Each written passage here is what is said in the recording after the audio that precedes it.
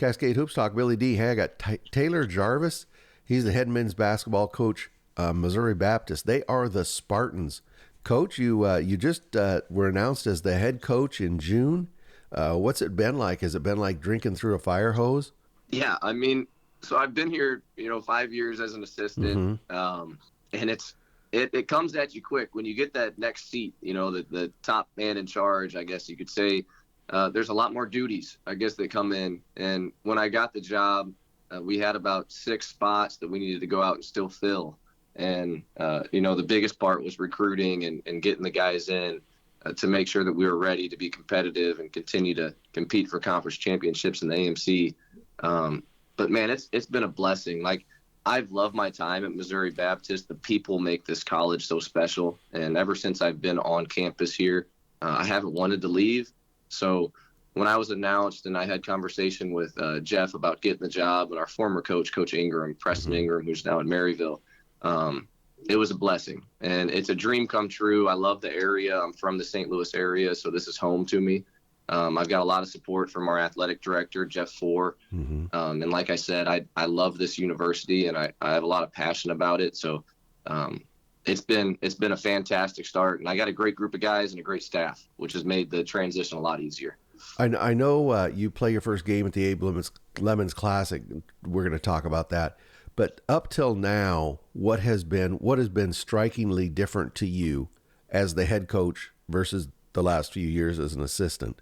Well, I mean, it's got to be, I guess, the administrative side. There's a lot more than just basketball when you get the position, and from interviews, from meet and greets with people in the community and our Spartan club. And a lot of it is, you care about the guys and you're there for the guys as the assistant, but when you are the head coach, you're the last straw, the bottom line. And it's like having, we have a developmental program, so we've got 44 kids in our program. So it's like having 44 sons. Yeah. And you're responsible for them. So it's really just the uptick in responsibilities. But the biggest part is time management. And I got my dad on staff, and he's a 20-year veteran who was a head coach for a long time at the college level. So him being around as a special assistant has been huge to help me in some of those moments where if it's been overwhelming or if I haven't been there before, because he has. So it's been great to have a gray hair around. Yeah, no, that's a really good point. I'm a lot of sons and dads, they have a close relationship, but they certainly can't work together. But it sounds like you guys can work together. Yeah, so he coached me my whole life. Oh, okay. And, we butted heads. We still butt heads to this day, but it's all out of love. Right. And man, he's my biggest fan, and I took some of it for granted when I was younger, and we had our moments when he was coaching me when I was growing up, and I was stubborn and bullheaded, just like he is.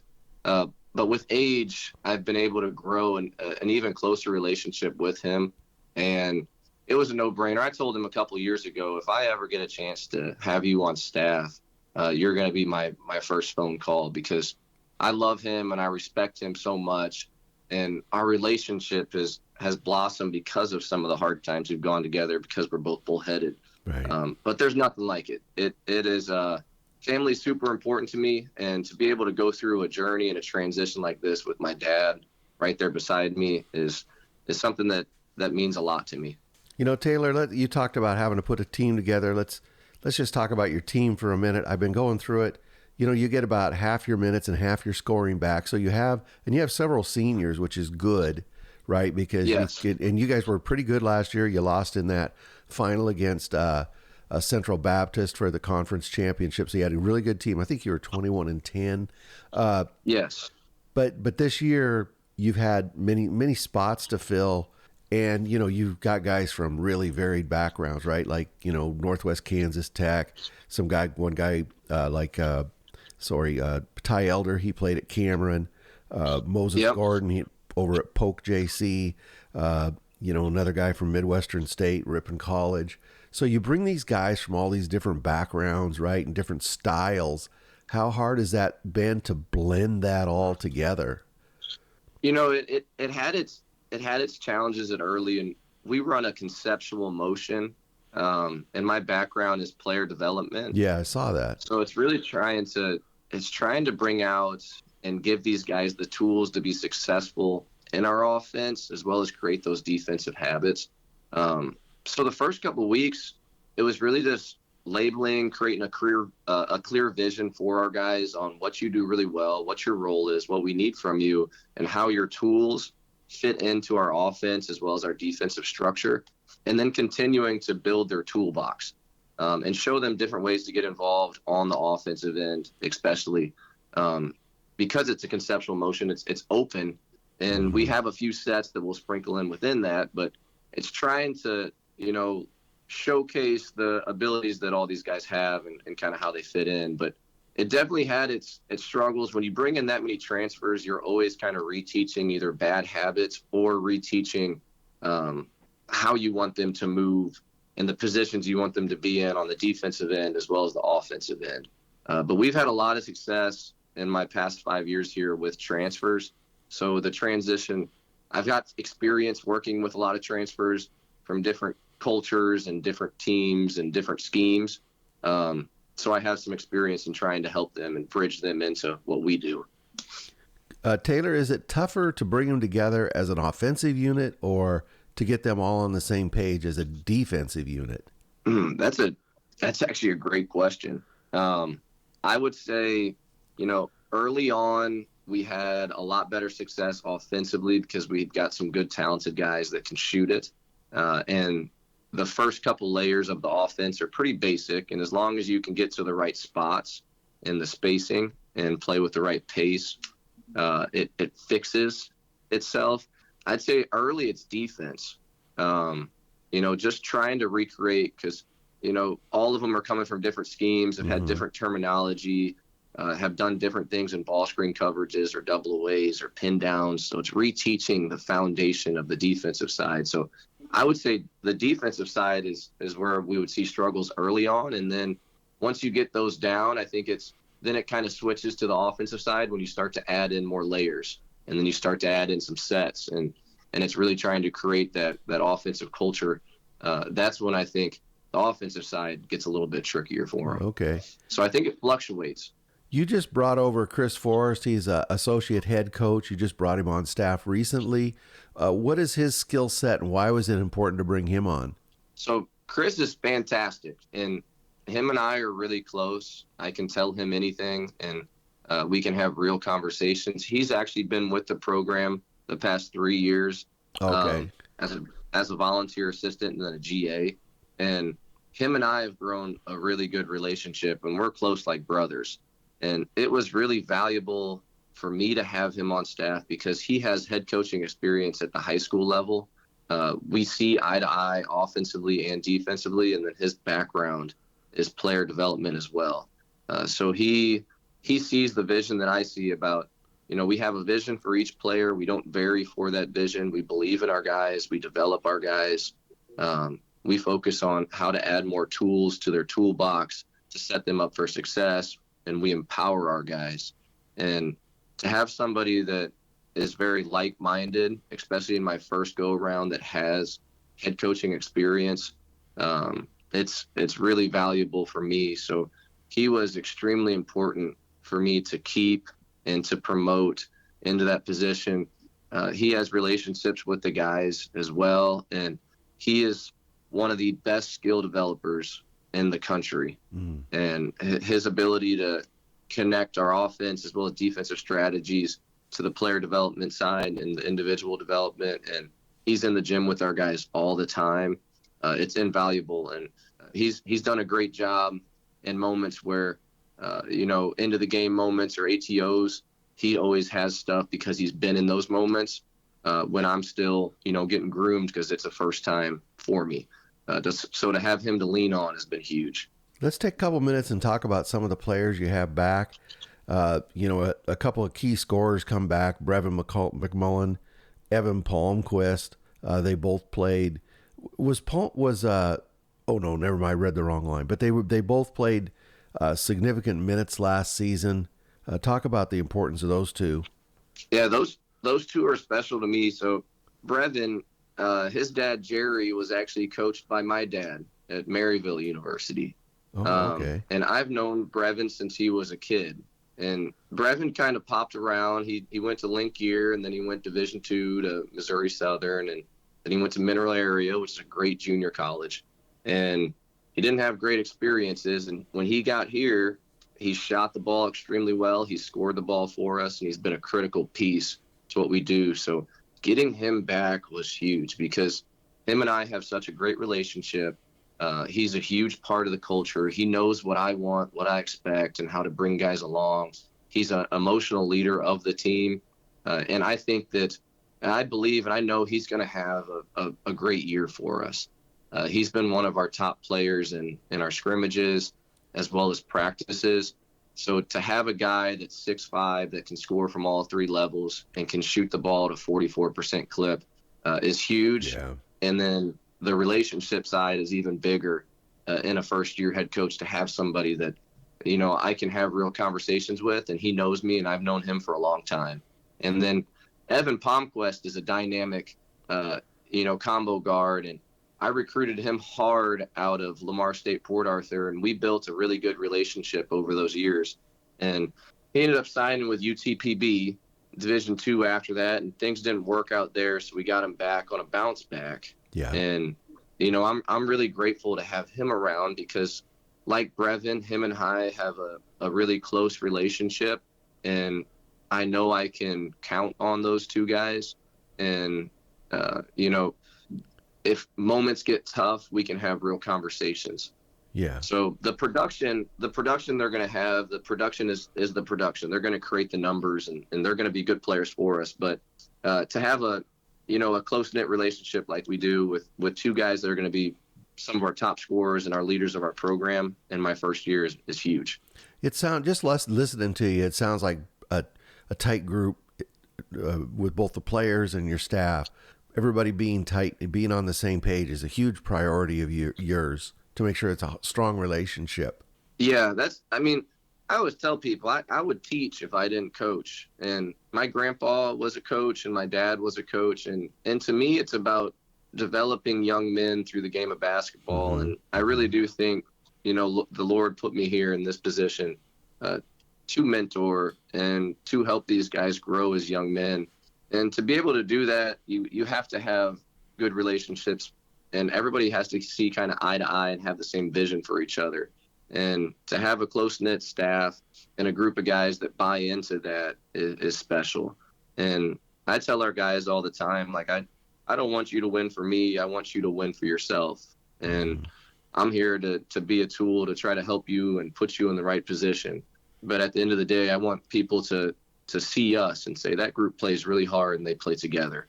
And it means a lot to me for these guys to care about myself and the staff as well as each other. Yeah. I think that's the most important part of being a coach. Yeah, I the agree. Relationships. I think that, it's just my opinion, but I think the true test of a coach is, where are the guys in 5 years? And yes. You go back and you look at, you know what I'm saying? I think everybody understands that.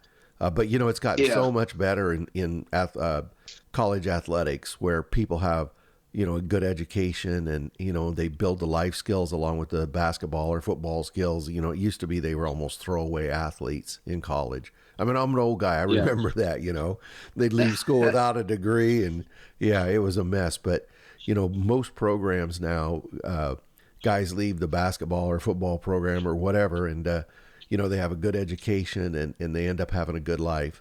Yes.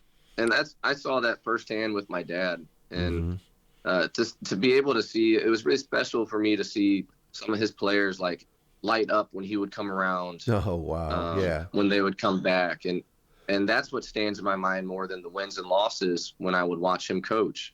And he was a successful coach, but he wished he would have won a little bit more, like all of us. But me as a kid, the biggest thing that stood out was how his players really did love and respect him. And that's something that's kind of sticks around with me. Coach, talk about the role of the big man in your offense. The reason I'm asking is you have Connor Redrow. He started every game last season, not a huge scorer, and you also went out and got a really good big man. Austin Lewis. He played at Midwestern State, 26 games there. So you got Yes. two 6'10", 6'11" guys. You're going to have some size, and they're both very skilled. Yes, and they can both shoot it, and I love bigs that can shoot it. Connor Redrow, he's a great guy, and he is entertaining.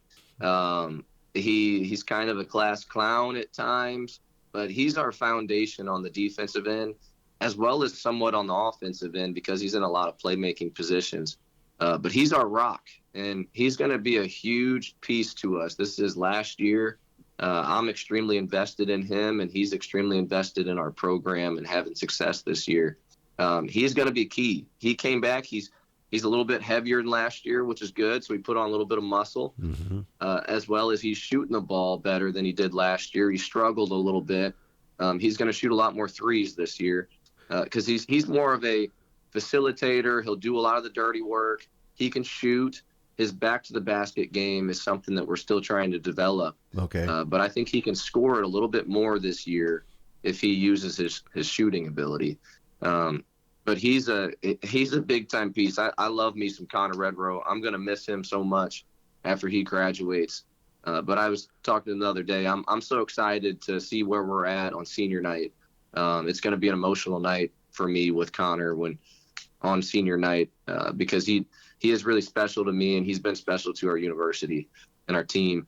And then Austin Lewis, he's a great get for our level because he played at Holy Cross out of high school. Yeah, I saw that. Out of Bosco Academy, and he's a 6'9", 6'10" shooting guard. He can really, really shoot it.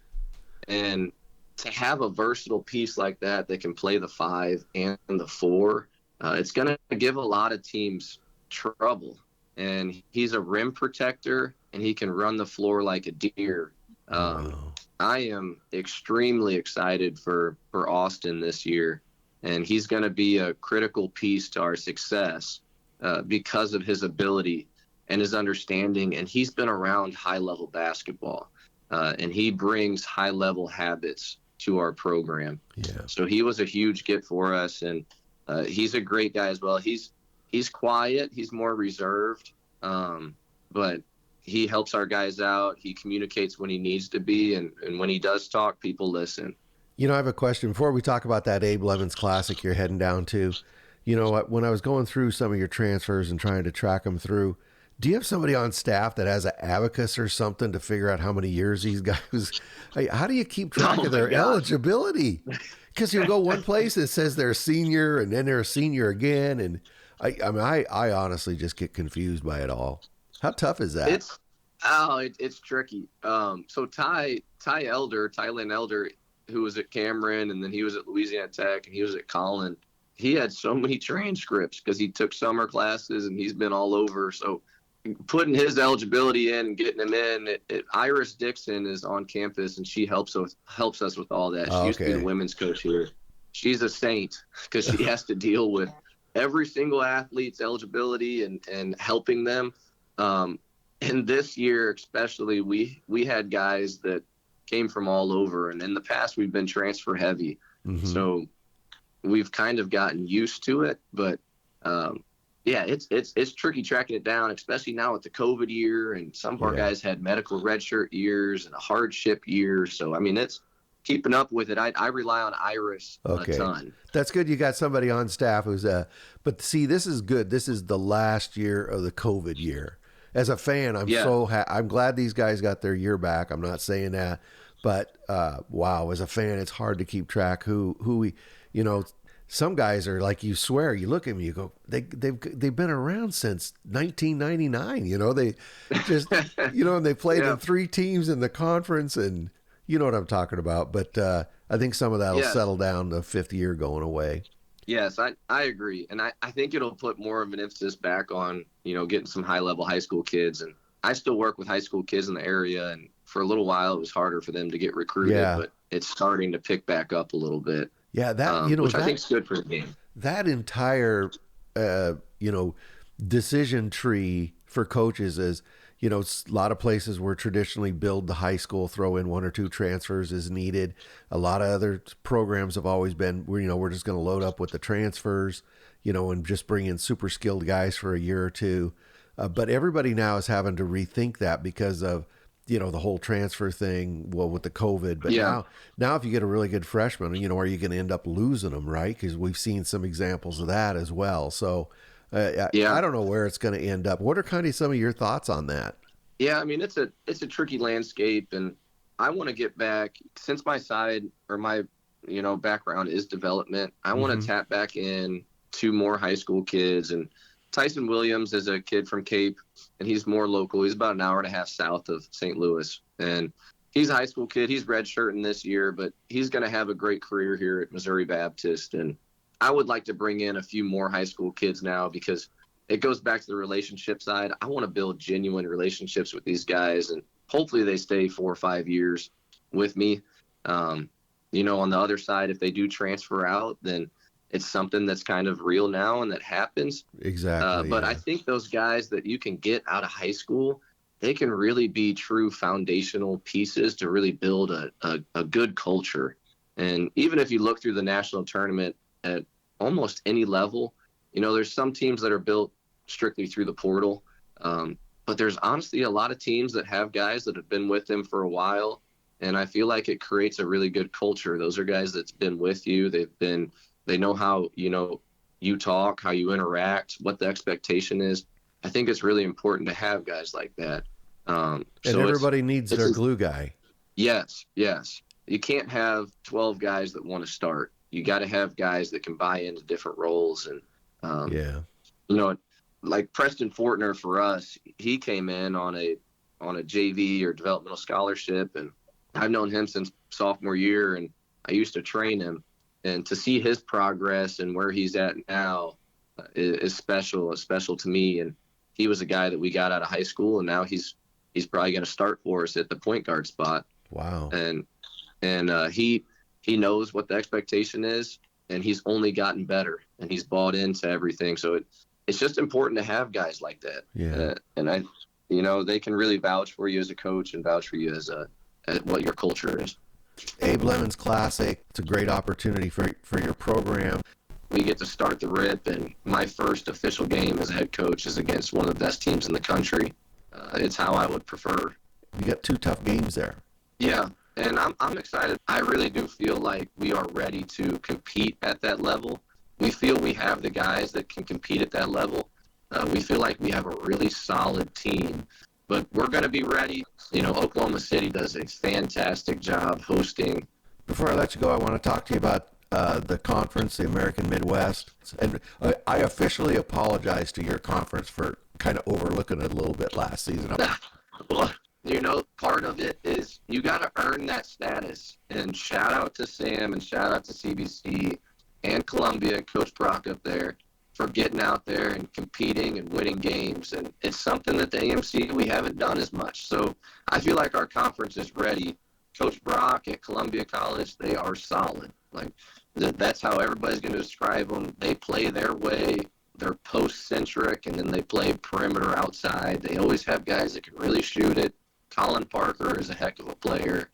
He was player of the year in our conference last year. He's a good big man that can really score back the basket as well as shoot it from the perimeter. So he puts a lot of pressure on ball screen coverage as well as post defense. And Coach Brock I have so much respect for him. He's had so much success at Columbia, and he's really hard to go up against because it's hard to get them not to play their game. And then Sam, I have a lot of respect for because his guys play with an edge. They play chippy. They play hard. And they play together. Sometimes they're undersized a lot of the time, but he does such a great job of molding a team together to get them to play hard, and they never give up. And I think that's such a valuable trait to have a team that is all about second efforts. They're a great offensive rebounding team. They're great defensively, and they put a ton of pressure on the rim, and he's got guys that can shoot it. Yeah. So I think really high of him. And then the last team that really stands out in our conference, besides us, is William Woods. Yes. And yeah, Jordan's done a great job. Those guys, they can squeeze the life out of you on the defensive end at times, especially in their little barn over there. They've got kind of a tight gym set up that gets loud and gets a little rowdy. It's a hard place to play. Those gyms are great. I love those kind of gyms. Yeah. And he gets his guys playing hard. But our conference, it's got some layers. It's got some good teams. But I really do feel like us, William Woods, Central Baptist, and Columbia are all national tournament level teams. It just depends on, how we beat each other up at the end of the AMC. Well, Coach, I really appreciate you taking all the time. I got your number. I know you're going to go down there. You're going to get some big wins early. I'll get a hold of you when you do. Perfect. I appreciate that. I like I said earlier, I really appreciate all the exposure and all that you invest into small college basketball and the NAI level. Coach, I really appreciate the time. Thank you very much. That's Coach Taylor Jarvis. He's the head men's basketball coach, Missouri Baptist. Thank you, Coach. Thank you. It was great talking to you.